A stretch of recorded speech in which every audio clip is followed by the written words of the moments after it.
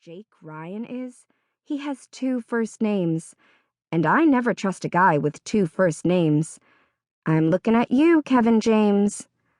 She's a total optimist, my mom. If life hands her lemons, she's not just making lemonade. She's gonna turn her lemonade business into an empire. My dad's more of a realist. He'd tell me things like, "Always follow your head and not your heart. Hearts tend to be idiots." I've always loved that about my dad. There's way too much encouragement from parents in today's world, and most people could use some honest criticism. If parents praise every single idiotic thing their children do, how will kids learn what they're good at? What will make them want to try harder? Think about it.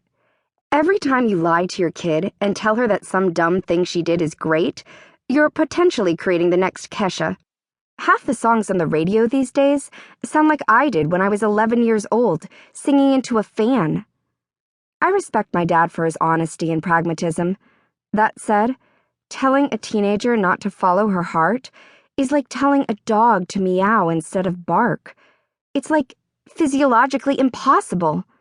How else are we supposed to relate to sappy songs on the radio and make the mistakes that shape us?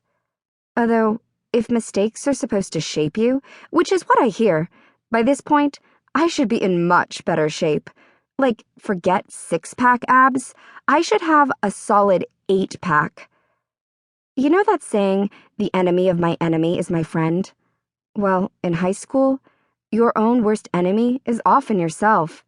Which makes sense, because when all is said and done, and you've screwed up enough times and you have no friends left, the only friend you have left is you. And you have to count on yourself to get it together and make better decisions and become a better person. Or at least a better person than you were yesterday. That is, of course, until you screw it up again in some spectacular new way tomorrow.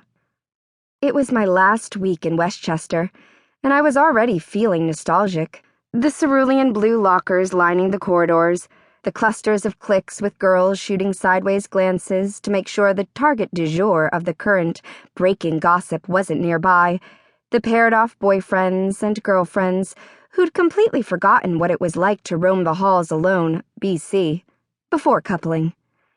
My friend Amy cruised up to me with a huge smile, like we were in on some secret, but I had no idea what the secret was, or why she was grinning like a crazy person.